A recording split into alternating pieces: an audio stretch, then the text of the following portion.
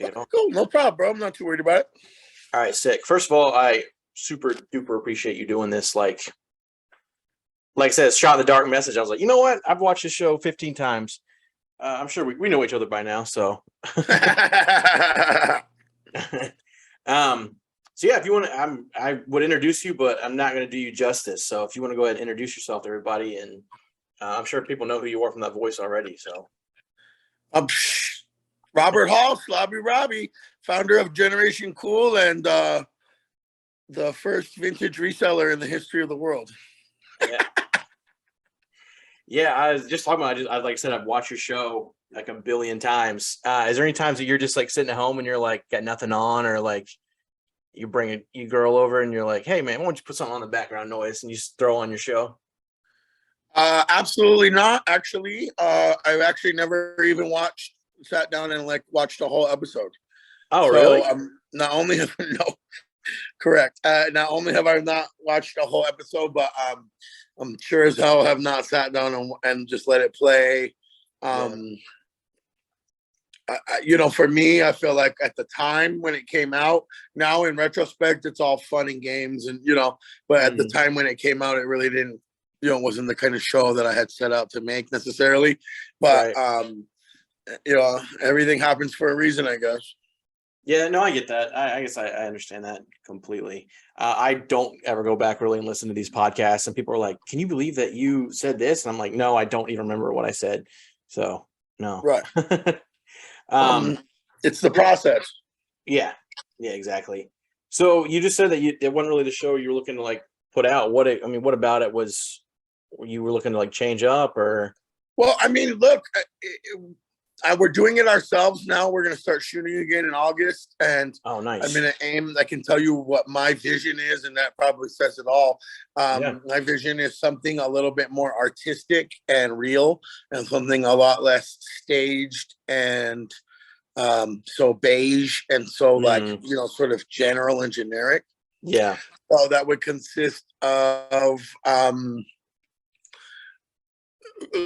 a lot more music, a lot more cinematic aspects, a lot more of what you would think of as like maybe an Instagram story or a music video, mixed with some real life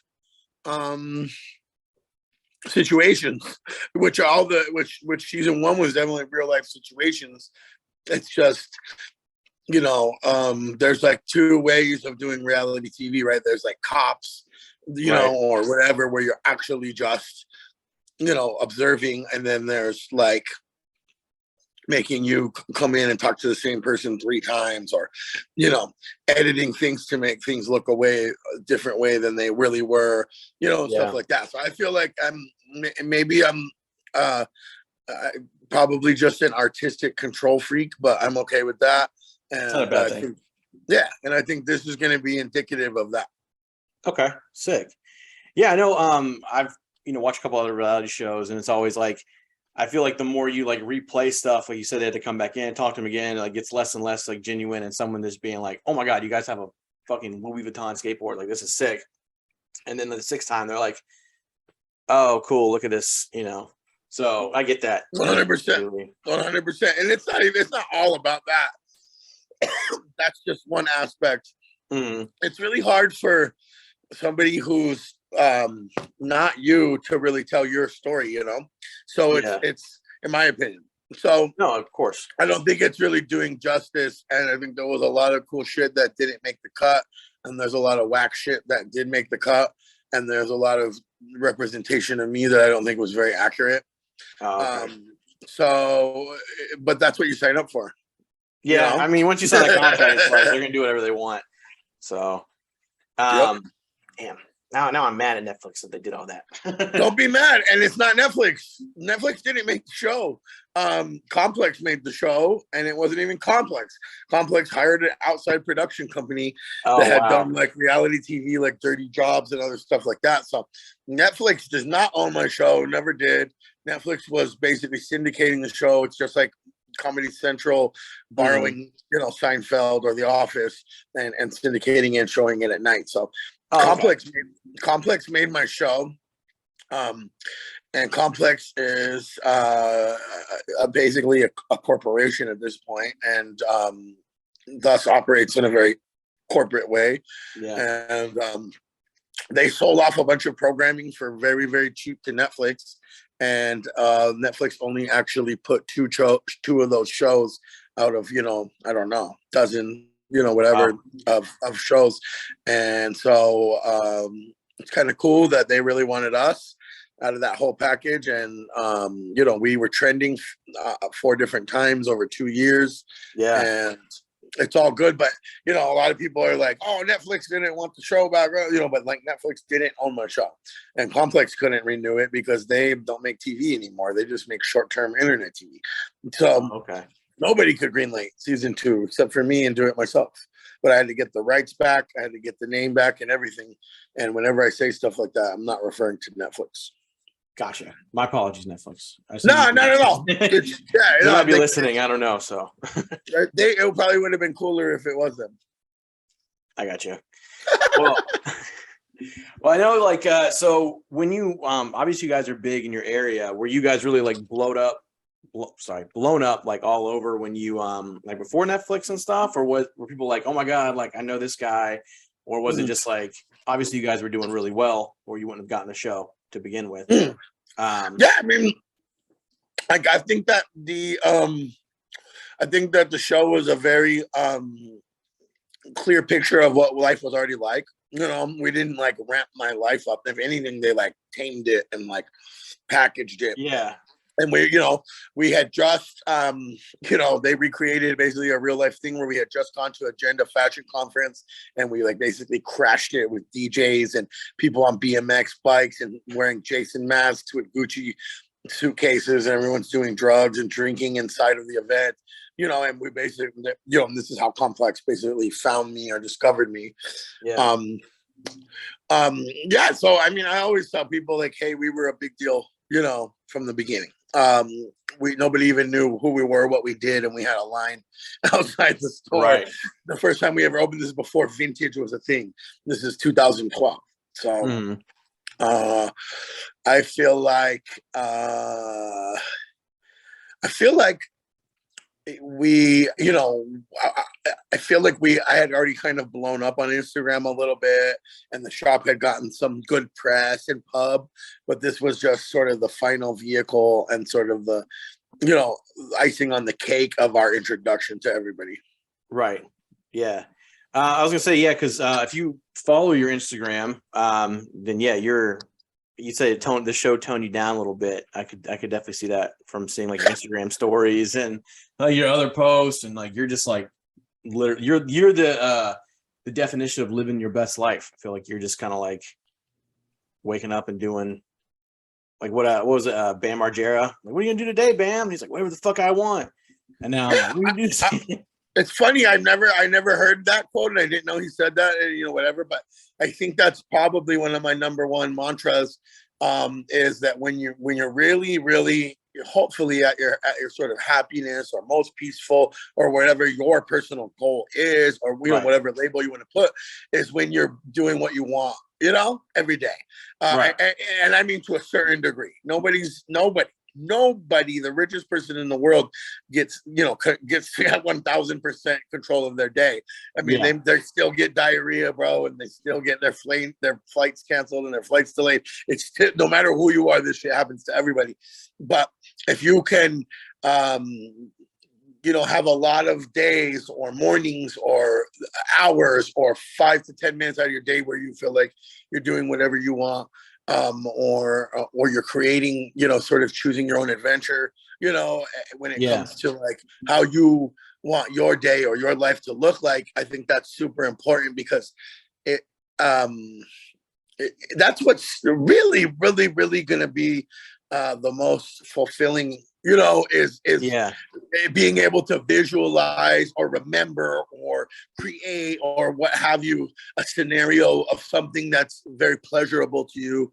And I don't mean in like a hedonistic way as much as a mental health way, and I know when I have a cool art project going and I'm into it, I'm like in the zone, and I wake up and I'm like, oh, I have this purpose today. You know, Yeah. We just redid my office, or we just basically remodeled a space behind my store that has become now my office, and it'll be the new TV set for our live show. And when we were like decorating it and, you know, putting up I had been saving 2 years worth of like slobby artwork and cool, you know, framed artwork that is going to go up in there. And it was the most exciting thing. This is just the most recent time I felt this way. Every day I woke up excited, you know? So if you can kind of generate that for yourself, you know, that's a good look. Yeah, I think a lot of people, they think like, oh, like you or like, you know, all these like super famous like Instagram people and stuff. Like, well, they have all the time in the world. They can, you know, they can post all this stuff or they can do that.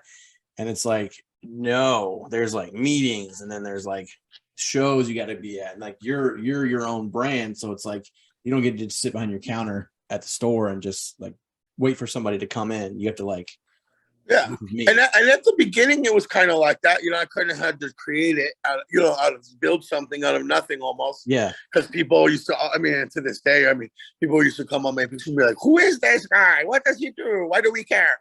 You know, and I still don't really have an answer for that as much as I can say that what you're saying is very true. I mean, I hate to say it, but like, you know, of course I'm exuding the vibe of doing whatever I want and being and that like hedonistic sort of utopia, you know, of like living your best life or whatever you want to, whatever term you want to put on it. But at the same time, like I'm trying to tell everybody here, nobody's different. Like we're all the same. Nobody's more important than anyone else. Nobody's less important than anyone else. And nobody's busier than anyone else. Nobody's less busier than anybody else. We're all doing the same exact thing. We're just operating on a myriad of vibrations, outlooks, personal experiences, emotions, chemical makes up within our like physical bodies, and that's going to really you know, sort of dictate things. But what I can say is that if you put an effort into like, I want to have fun, or I want to eat at nice places, or, you know, make small specific daily sort of goals and daily ideas for yourself, you know, that really helps, you know, and it's not fake, you know, this isn't a fake character or a fake lifestyle as much as I'm going to share the best of times with my people, and I'm gonna try to generate all the positivity, and which is why I'm not going to talk about my grandma dying or talk about my kids being sick, because I don't think that's me. My personal opinion, that's not what I feel like social media is for, and that's me. That's my goal. Right. Again, I'm not saying I don't want to watch a documentary about sick people getting better, or, you know, different ways to make the world better. But me personally, I'm not trying to put that energy out into the universe. So it's not easy, but at the same time, having fun and living free is actually the easy part. You know, you have to just the balance, the checks and balances that go along with it that are a little bit more difficult to navigate. But I think that's the key, is it's a trade-off. Right. Yeah, I think a lot of people don't just, you know, like I mentioned earlier, they see like, you know, you partying and stuff, and they're like, this is him. And it's like, yeah, but he's also doing this and this, you know, kind of like you said, but you're finding that time to like, you know, be happy and do what you want to do. And there are a lot of people out there that are like working like 12 hours or 9 to 5s, and they're like, well, my happy time is lunch. I get to play, you know, Clash of Clans or whatever. Like, you know, that's what's making you happy. Hey, look, I used to work at group homes and foster homes, and I worked long shifts, 13-hour shifts. Wow. And you know, it's not the kind of day where I had much time to myself, let's say before I went in, and then my shift is super long. Let's say you have a 9 a.m. to 10 p.m., right? So then the overnight shift gets off at 9, and the overnight shift don't come back till 10, okay? So I'm with these kids, 10 teenage boys all day for 13 hours, sometimes by myself. So I learned to incorporate things that made me happy into the daily life, you know, of a lot of these kids, and hopefully give them strategies to be happy. So playing basketball, making a healthy lunch, but making a process out of it, going to a thrift store, going to a cheap movie, going to a dollar movie, you know, and laughing at it, you know, laughing at a bad dollar movie. But that helps fill the day. And I didn't have kids, you know, back then. And so it was really easy for me to give that energy out to those kids, but at the same time, it was really easy for me to teach them, the joys of life, along the way, and mix it into what can, otherwise be a really like long and sort of arduous and painful job. You're like, right. You're dealing with, you could look at it two ways. You're dealing with angry people, kids all day who have to take medication. You have to feed them, make sure they take their meds on time. You have to write documents about them. Or, you could look at it like I was getting paid to go to the movies and go to the swap meet and, hang out and play basketball with like people who had cool energy and that were like young and energetic. So, that big trade-off, but like also just maybe make your situation the best it can be. I wasn't my ideal job. I like to tell people, that I don't feel guilty about my lifestyle because I worked my fucking ass off in my 20s. Exactly. I didn't have kids. I worked 50 hours a week. My boss is like, hey, someone needs to work Christmas. Obviously, I'm going to work Christmas over the lady who has 2 kids or the like Chinese immigrant grad student, who like, I'm the guy, I was the guy who got along with everybody and all the kids loved me. And I was like the one with that energy who's like, what am I doing, bro? Going out to bars and going shopping for sneakers. Like, so like I was able to be that guy. And I was able to, like, I guess I hate, all these times where, essentially putting in the work, right, or whatnot, which didn't necessarily correlate to my business now. I mean, it does in a way. I learned more about thrifting. I learned how to teach people. I was telling the kids about sneakers and thrifting, so I learned how to teach it. But at the same time, maybe that's where I was like grinding and putting in my work. What was learning how to do fun things, along with, the shitty things that you have to do, like having a 9 to 5, right? Yeah. Dealing with actual life, getting kicked in the face and whatnot. I get that. I mean, bro, I've had days where like, I like to say, like, let's say your car's broken down in the morning. That's a good day to take the whole motherfucking day off. I like that idea. I'm from now, I write that one down. And I didn't learn that till later, because I'm like, I gotta get to work. I gotta call someone. I'll leave my car. I'll go pick it up after work, which is fine, but because I wasn't the boss, But now I'm realizing, when you're the boss and you've paid your dues and you're the guy, you have that, in your pocket, and it's fine. It's okay. It doesn't mean anything's wrong. It doesn't mean you're selfish. It doesn't mean you're neglecting your staff or your business. It just means that some shit goes down, and maybe turn it into a positive, instead of being stressed about it. Yeah, I think a lot of people nowadays too, like they have glorified like the grind to the point where it's like you're not even working for yourself right now. You're like working yourself into like the grave. You need to actually. Bro. Too many times people are like, "Oh, you're not doing, 23 hours a day. You're not doing like, don't shower, don't eat. You need to be working." It's like, okay, well, like settle down. You don't have 100.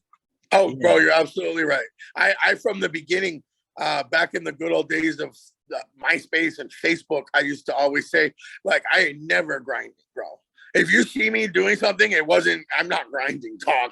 Like, I'm not, like, that's something that can apply to a lot of things in life and a lot of situations. And I've had both my kids born premature and living in the hospital on machinery. And, there are times when I've had to, like, maybe like there's a grind or a certain sense of having to go to like a meditative place, to get through certain times. And maybe the grind was my routine, wake up, go to the hospital, keep my hands clean, always be there to be able to like, so a nurse isn't like raising my newborn, so there's grinds. There's times where the grind is there. If you're an athlete and you're getting through an 80-game NBA season, I'm sure there's the word grind could come into play, but I don't think a grind is a necessity to success or happiness, right? Maybe the opposite. I would say when I was in grind mentality in my early 20s, I was maybe at some of the most unhappiest I had ever been. And I used to think I couldn't have tattoos on my hands or, fingers because I couldn't get a job. And, I grew up in the 90s, bro. I was an adult in the 90s. So I'm like, you back then you had to go to college. Yeah. You had to wear fucking collared shirts, and you had to like, I thought I was going to be investing in polo the rest of my life, and being grown up. And I was scared to have a beard or long hair, man, because I wanted to be a teacher and I wanted to work with kids. And I wanted to be a therapist, and things that I did in my life, things that I accomplished in my life quite easily. There was actually no physical barriers at all to them. It was just things that I had been told or heard, or maybe even brainwashed into thinking. And the grind is part of that. The grind is a brainwash. Now, don't get me wrong. There will be those times when we made the shop, bro. I would drop my kids off at school, wear shitty construction clothes, go work on the shop all day, remodeling, setting stuff up, dress up nice in the afternoon to take Instagram pictures and promote it, and still go thrifting in the evening to try to make sure I had enough stuff for the opening. And I did that for a month straight, like literally to where my feet were bleeding and I was peeing blood from like, pumping tile out, Yeah. Motherfuckers look back and like my friends are like, yo, I came by the shop and you were just like busting tile out with the machine by yourself in a big room. And I like tried to talk to you and you just like waved me off and like kept going, Yeah. And that's grind time, right? But life in a whole is not a grind. It's life is a peach, Yeah. You got to find that time where you're like, you have to separate yourself from like, now I'm working, like, don't bother me. But now I'm not working. Let's hang out. Let's do what you got to do. You mentioned you were wearing like construction clothes and stuff. I was going to ask you. So obviously during, Instagram pictures and your show and everything else, you dress awesome. I mean, you got the Gucci overalls, you got, all this other stuff. Is there ever a time where you wake up and you're just like, I'm just going to throw on the N1 shorts today and just kind of hang out? Yeah. And that's another thing that I learned. Maybe like post-COVID, through COVID, I realized that I was probably just going too hard. Mm-hmm. I'll be honest, I had like gum problems from wearing gold teeth constantly all the time. I probably fucked my tooth up from wearing gold teeth like too much. It's not you're not supposed to wear them from the time you wake up till you go to bed. Yeah. And I'm talking real solid gold here, one of the healthiest metals you can have in your mouth. But at the same time, bro, it's not, if you're going, it's not that it's a character, but it's definitely Slobby is a mode. Slobby is a sicko mode or a beast mode, when it's at its best, right? But can you do that 7 days a week, 24 hours? No, no one can. Robin Williams killed himself, man, because he couldn't keep it up. He couldn't keep up with the theater of everyday life as himself, and I, whatever. I don't know him personally, but like, this is just somebody I can relate to, and as far as just energy, and like love of people, when you're a people person, you don't recluse, you don't, that recluse doesn't come out very often. So I think for a while, I was doing any event that came my way. I wanted to travel whenever a travel opportunity came up, and I was willing to be, Slobby at all times. And I realized, and it's not like some COVID realization as much as COVID enabled me in a certain way to like really incorporate being home with my kids a lot more and just chilling a lot more and not worrying about so much about what if someone sees me or takes a picture with me at the shop. Yeah. So, this is to me, this is like, this is a PJ day. So like, I'm going to go in, I'm going to meet with the producer for the podcast and the reality show. And I'm going to wear this. And I'm going to feel super comfy and not feel like I have to take my teeth out to have a long conversation.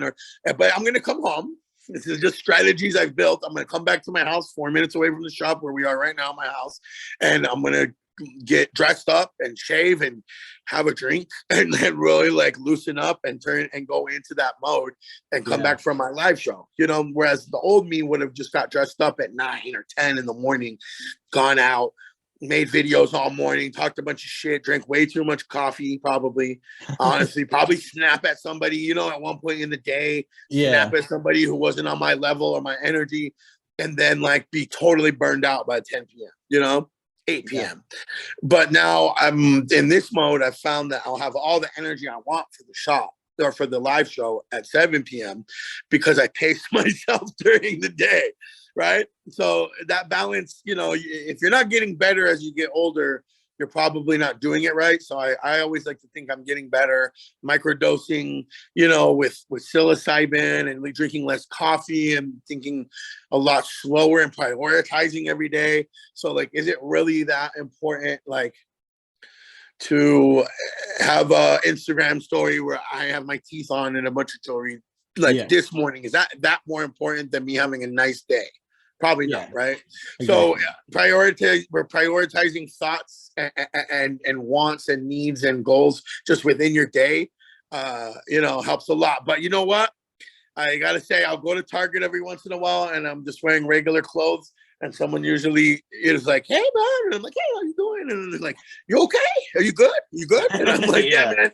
It's like when a woman's not wearing makeup and people ask them if they're okay, Yeah. So I still have to face the repercussions of it, even when I want to be comfy. Today I'll be in Crocs, bro, and I guarantee somebody, even one of my staff, is gonna be like, "Okay, Big Dad, okay, PJs," you know what I mean? But I'm gonna come back at 7 when that live show starts with a vengeance, brother. Yeah, it's like a whole other person, like Jekyll and Hyde coming out, Oh, we all are. I'm a Gemini moon, bro. I'm Jekyll and Hyde on the inside. I'm a Capricorn. I don't really know what I do, but you're doing what you're doing right now, talking a lot and telling good stories and being articulate. Oh, perfect. And that's what I'm going to put on my bios from now on. Remember that on your next date, bro. You got to be self-aware, bro. You got to be Capricorn meta. I'd be like, Slobby told me I talk good, so we're good to go.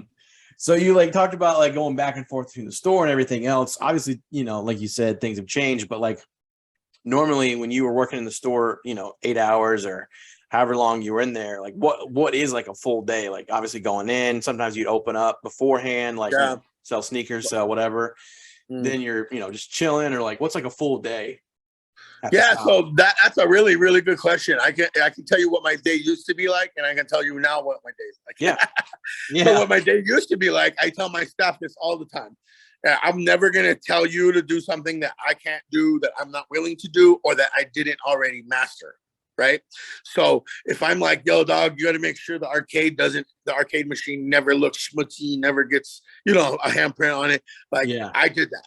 I made sure that every time people came in and played the arcade, it was clean. And I would get there. I would have to get there. I tell my staff now, get there at 11:45 to open at noon.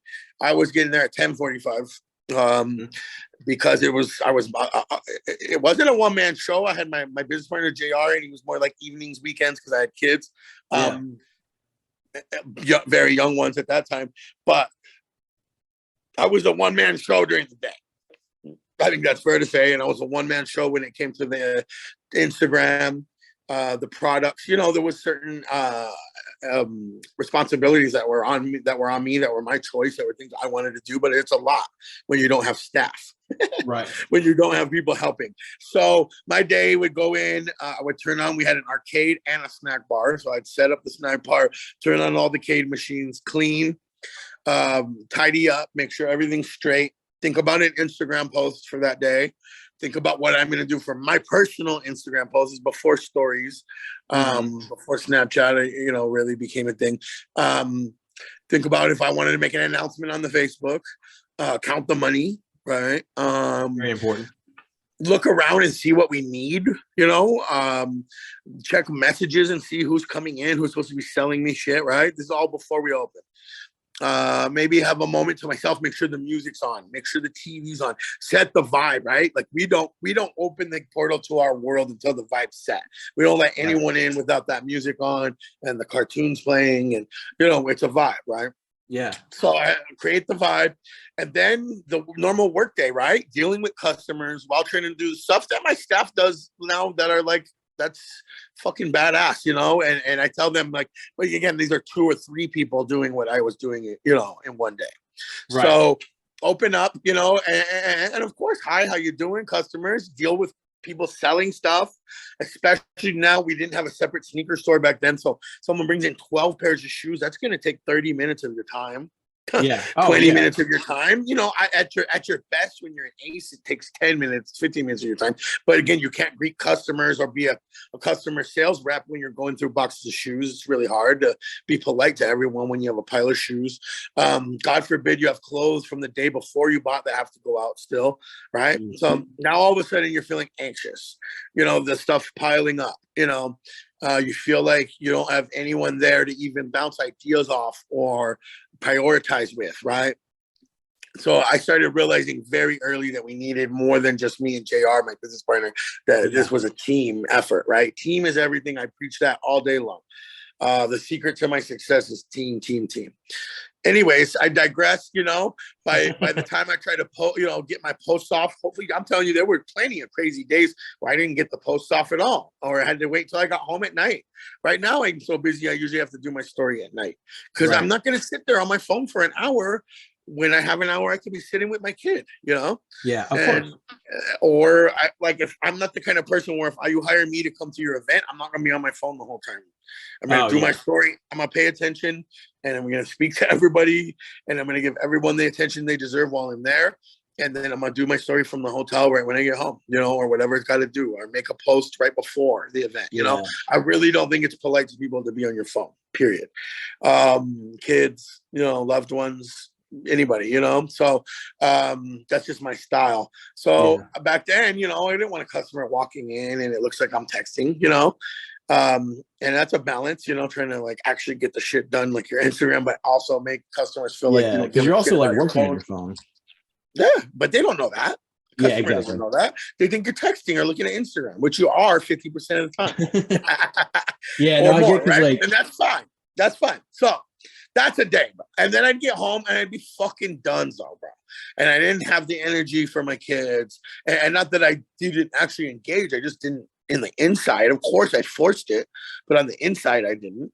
I didn't have the energy to make dinner, you know. So, of course, now I'm so lucky, you know, and blessed, or whatever words you want to use, that, you know, one person is a salesperson and they're doing the story. I have a different person making sure the post goes up and making sure things are online.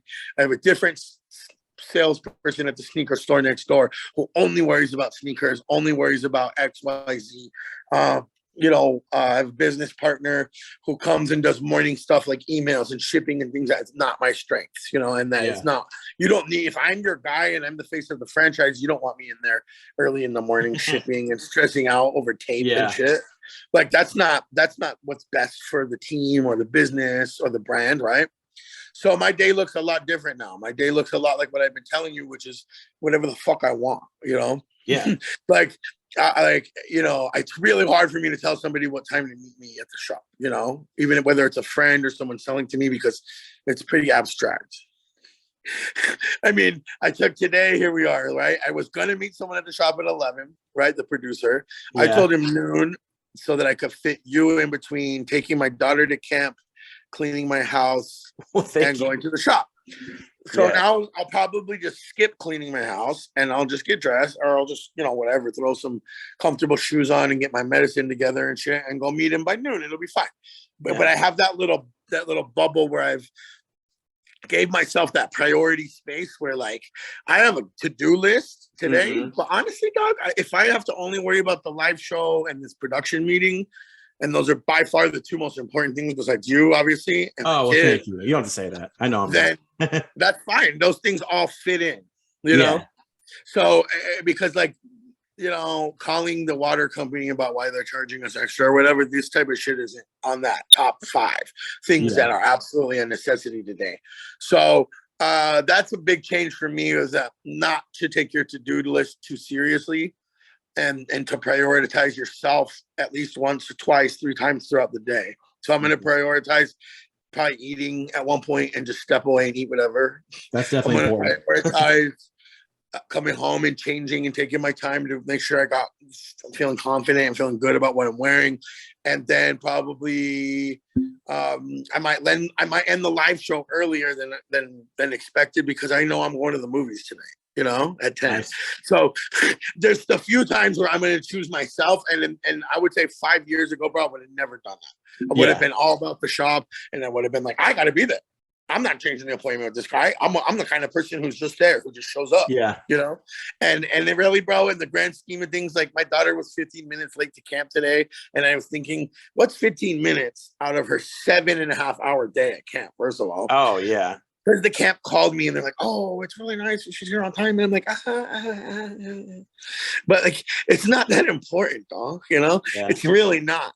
Like, even when she doesn't want to go to school, like, I mean, bro, come on. Like, yeah. No, I get it. And that's, I think that's, you know what I mean? Fuck work, fuck school. You know what I'm saying? No, bro, I think I had a parking ticket that I just didn't pay for so long recently and just went away.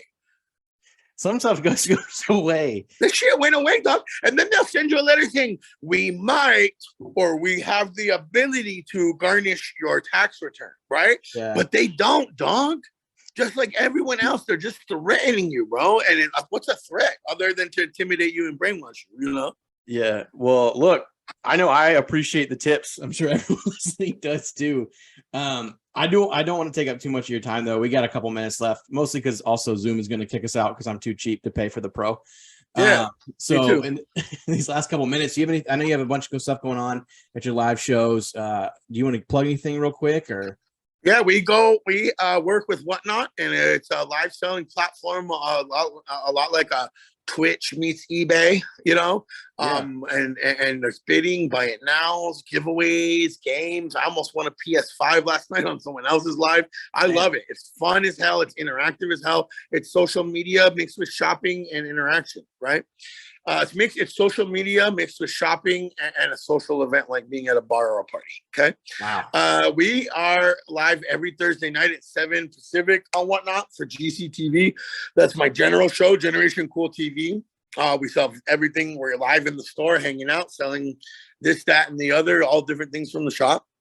We are going to have a reoccurring sneaker show on Whatnot where it's just sneakers. And again, these will be dollar auctions going all that start at $1 all the way up to buy it nows, all the way up to giveaways and great crazy things. And I'm doing a temporary, or I guess short series right now called Fancy Fridays, where I'm showcasing new sellers on Whatnot that sell designer. Gucci, Louis, whatever. And it's super fun. So that's my Whatnot sort of chunk right there, which is, I think, honestly, a big future and very, very relevant, you know, right now in vintage and in shopping and retail. And then, of course, like I said, my podcast, Slobby Seconds, which I did a pilot for during COVID, and you can see on YouTube. I had DMC from Run DMC on, and it was a Zoom version like yours, but I will have a lot of guests in person. So the pilot's very indicative of how the show will go, but you know, probably a much more polished and in-person version. So my podcast, Slobby Seconds, will start filming in July, and then we'll follow up with season 2, or I don't even think I'm going to call it seasons. I think we're just going to have an ongoing Slobby's World where you can just see on a weekly, bi-weekly, monthly basis what I've been up to, highlights of my travels, almost like a vlog meets a reality show. Wow, dude, you got a lot going on. I don't know how you find the time. I was telling you that not earlier, really. Man. I don't know, but that's not awesome. Really. I smoked a lot of weed and laid around a lot today. I'll be honest. Either way, I appreciate it. Thank you for cutting out time to do this. I am sorry that we're cutting this short, but like I said, I'm just cheap for a pro. Bro, Zoom doesn't need any more money. We nailed it, bro. All right, dude. Thank you so much. All right, peace, everybody. Thank you for having me. Have a great day. Thank you for coming on. Peace.